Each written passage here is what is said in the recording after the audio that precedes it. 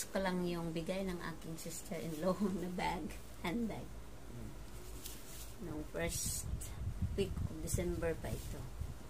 And another thing na i-flex ko, bigay. Yan. Salamat sa inyo, mga kapatid. Hindi ko man to deserve. No, hindi. Wala kaming nakapalit.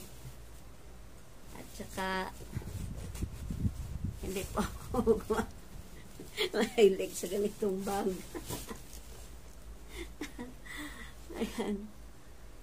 Hindi pa ako mahilig sa mga ganitong bag. Ayaw kasi yung lady na lady.